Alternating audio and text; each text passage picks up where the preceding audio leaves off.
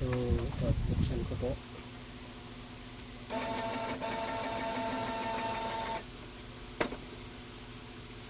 And blinking po siya.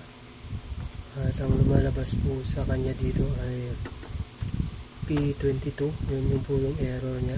P22. Ayan.